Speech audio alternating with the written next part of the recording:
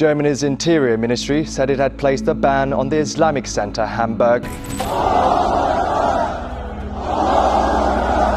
Germany ने मुसलमानों को निकालना शुरू कर दिया। इस्लाम को मुल्क से मुकम्मल तौर पर खत्म करने का मंसूबा।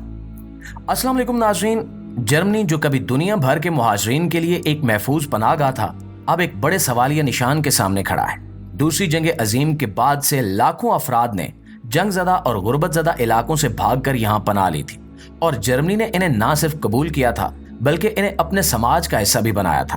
खास तौर पर मुसलमानों की एक बड़ी तादाद यहाँ आकर आबाद हुई जो ना सिर्फ अपनी जिंदगियों को बेहतर बनाने के लिए आई बल्कि जर्मनी की मईशत और समाज में भी अहम किरदार अदा किया। लेकिन अब हालात तेजी से बदल रहे हैं। आज जर्मनी में ऐसी सियासी ताकतें उभर रही हैं जो ये समझती हैं कि मजीद मुहाजिरीन को जगह देना मुल्क के लिए नुकसानदेह है। इन ताकतों का मकसद ना सिर्फ मुहाजिरीन को मुल्क से निकालना है बल्कि खास तौर पर मुसलमानों को निशाना बनाया जा रहा है।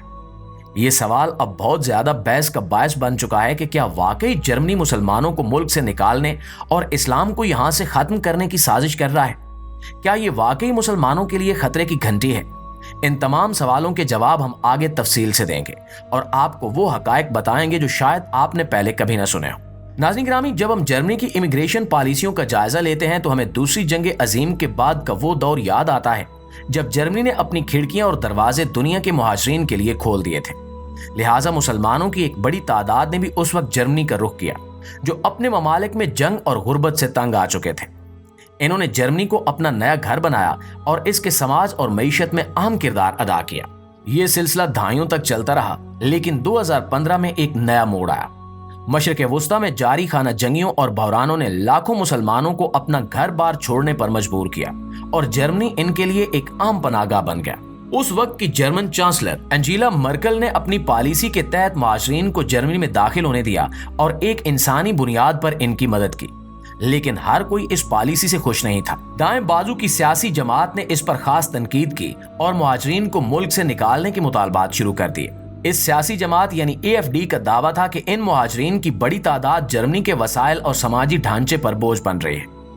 इनका कहना था कि मुसलमानों की बढ़ती हुई तादाद जर्मनी की सकाफती शनाख्त को नुकसान पहुंचा रही है और अब वक्त आ गया है कि इनकी मौजूदगी पर नजरसानी की जाए। लिहाजा इन इल्जामात की वजह से जर्मनी में मुसलमानों के खिलाफ जज्बात मजीद भड़काए जा रहे हैं। अवाम में एक मखसूस तबका ये मानने लगा है कि मुसलमानों को जर्मनी से निकालना ही मसाइल का हल है। ये सियासी माहौल ना सिर्फ मुसलमानों के लिए खतरनाक साबित हो रहा है बल्कि जर्मनी के उस मुस्बत तशख्खुस को भी बर्दाश्त कर रहा है जो इंसानी हकूक और मजहबी आज़ादी का अलंबरदार रहा है। नाज़रीन, AfD और दीगर दाएं बाजू की जमातों की जानिब से मुसलमानों के खिलाफ जो बयानिया सामने आया है वो सिर्फ इमिग्रेशन या मुआशरती मसाइल तक महदूद नहीं रहा बल्कि ये एक गहरे और संगीन मसले की शक्ल इख्तियार कर चुका है।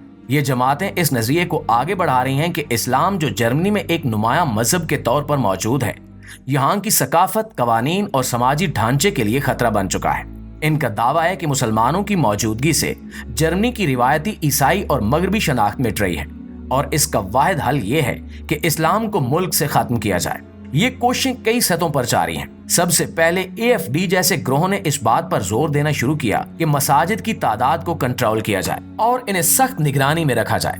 इसके अलावा इस्लामी तालीमात को जर्मनी के तालीमी निज़ाम और अवामी जिंदगी से खत्म करने की तजावीज़ भी सामने आई हैं। मुसलमानों की मजहबी आज़ादी पर भी सख्त हमले किए जा रहे हैं जिनमें इस्लामी लिबास, हलाल फूड और अवामी मकामात पर नमाज जैसे मामूलात को महदूद करने की बातें शामिल हैं। AfD के बाज़ रहनुमा यहाँ तक कह चुके हैं कि अगर मुसलमानों को मुल्क में रहना है तो उन्हें अपनी मजहबी शनाख्त को जर्मनी के कवानीन और मुआशरती असूलों के ताबे करना होगा। इनकी राय में इस्लाम और मगरबी तहजीब एक साथ नहीं चल सकते और इसलिए इस्लाम को जर्मनी से खत्म करने या कम अज कम इसके असरात को मिटाने की जरूरत है। ये तमाम इकदामात इस बात की तरफ इशारा करते हैं कि जर्मनी में ना सिर्फ मुसलमानों को निकालने की कोशिशें की जा रही हैं बल्कि एक मुनज़्ज़म अंदाज में इस्लाम को भी जड़ से खत्म करने की साजिश जारी है। ये इकदामात ना सिर्फ मुसलमानों के लिए खतरनाक हैं बल्कि जर्मनी के उस आलमी तशख्खुस के लिए भी खतरा बन चुके हैं जिसे वो इंसानी हकूक और मजहबी आज़ादी का हामी मुल्क कहलाने के लिए बरकरार रखता आया है। मुअज़्ज़िज़ दोस्तों, इसके अलावा अगर AfD अपने इमिग्रेशन पॉलिसियों और मुसलमानों की बड़े पैमाने पर डिपोर्टेशन के मंसूबे में कामयाब हो जाती है तो इसके जर्मनी पर गहरे मुआशी और समाजी असरात मुरतब हो सकते हैं। सबसे पहले जर्मनी की मईशत में मुहाजिरीन और खास तौर पर मुसलमान एक अहम किरदार अदा कर रहे हैं। بہت سے مسلمان مہاجرین جرمنی کی لیبر مارکیٹ کا حصہ ہیں اور مختلف صنعتوں میں کام کر رہے ہیں، جیسا کہ تعمیرات، مینوفیکچرنگ، صحت اور خدمات کا شعبہ۔ یہ لوگ وہ کام کر رہے ہیں جو اکثر مقامی افراد کرنے سے گریز کرتے ہیں۔ ان کی ملک بدری کا مطلب یہ ہوگا کہ جرمنی میں افرادی قوت کی کمی ہو جائے گی جو معیشت کو سست کر سکتی ہے۔ مزید یہ کہ مسلمان مہاجرین کے ساتھ ساتھ ان کے خاندان بھی جرمنی میں آباد ہیں اور یہاں کے معاشرتی تانے بانے کا حصہ بن چکے ہیں۔ ان کی ملک بدری سے نہ صرف معیشت بلکہ سماجی ڈھانچہ بھی متاثر ہوگا۔ یہ اقدام سماجی انتشار اور تقسیم کو جنم دے گا، جس سے جرمنی کے اندرونی امن اور استحکام پر بھی منفی اثرات مرتب ہو سکتے ہیں۔ ماہرین کا کہنا ہے کہ جرمنی میں مسلمانوں کی تعداد کو کم کرنے سے معاشی بحران پیدا ہو سکتا ہے۔ خاص طور پر وہ شعبے متاثر ہوں گے جہاں مزدوروں کی قلت پہلے ہی موجود ہے۔ ان کی جگہ لینے کے لیے فوری طور پر کوئی افرادی قوت دستیاب نہیں ہوگی، جس سے پیداوار میں کمی اور روزگار کے مواقع میں خلل واقع ہوگا۔ پیارے دوستو، صرف جرمنی میں نہیں بلکہ اس وقت دنیا کے کئی ممالک میں مسلمانوں کو مختلف سماجی، سیاسی اور مذہبی چیلنجز کا سامنا ہے۔ خاص طور پر چین میں مسلمانوں اور خاص طور پر ایغور مسلمانوں کے ساتھ جو کچھ ہو رہا ہے وہ انسانی حقوق کی بدترین خلاف ورزیوں میں سے ایک ہے۔ چینی حکومت کی پالیسیاں اور اقدامات دنیا بھر میں تنقید کا نشانہ بن رہے ہیں۔ چین کے مغربی علاقے سنکیانگ میں تقریباً 1 کروڑ یغور مسلمان بستے ہیں جو ایک ترک نژاد اقلیت ہیں اور طویل عرصے سے اپنے مذہبی اور ثقافتی حقوق کے تحفظ کے لیے جدوجہد کر رہے ہیں۔ وہاں مسلمانوں کو اپنی مذہبی اور ثقافتی روایات ترک کرنے پر مجبور کیا جا رہا ہے۔ انہیں قرآن پڑھنے، نماز ادا کرنے، روزہ رکھنے اور دیگر اسلامی معمولات سے روکا جا رہا ہے۔ چینی حکومت پر یہ بھی الزامات ہیں کہ وہ یغور مسلمانوں کو جبری مشقت کے لیے استعمال کر رہی ہے۔ سنکیانگ میں موجود بہت سی فیکٹریوں میں ایغور مسلمانوں کو زبردستی کام کرنے پر مجبور کیا جاتا ہے اور ان کی تنخواہیں نہ ہونے کے برابر ہیں۔ چین میں تیار ہونے والی مصنوعات جیسے کہ کپاس، ٹیکسٹائل اور دیگر اشیاء میں سے ایک بڑی تعداد ان فیکٹریوں سے آتی ہے جہاں ایغور مسلمانوں کو جبری مشقت کا سامنا ہے۔ اس کے علاوہ خاندانی تقسیم کا عمل بھی جاری ہے۔ چینی حکام ایغور خاندانوں کو زبردستی الگ کر رہے ہیں، جہاں بچوں کو ان کے والدین سے چھین کر سرکاری اداروں میں بھیج دیا جاتا ہے تاکہ انہیں چینی ثقافت اور زبان کے مطابق تربیت دی جا سکے۔ یہ عمل مسلمانوں کی نئی نسل کو ان کے مذہب اور ثقافت سے مکمل طور پر دور کرنے کی کوشش ہے۔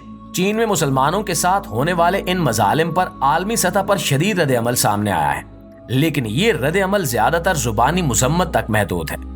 کچھ مغربی ممالک نے چین پر پابندیاں عائد کی ہیں اور انسانی حقوق کی خلاف ورزیوں پر بین الاقوامی عدالتوں میں چین کے خلاف مقدمات دائر کرنے کی بات کی ہے، لیکن ان اقدامات کا چین کی پالیسیوں پر کوئی خاص اثر نہیں ہوا۔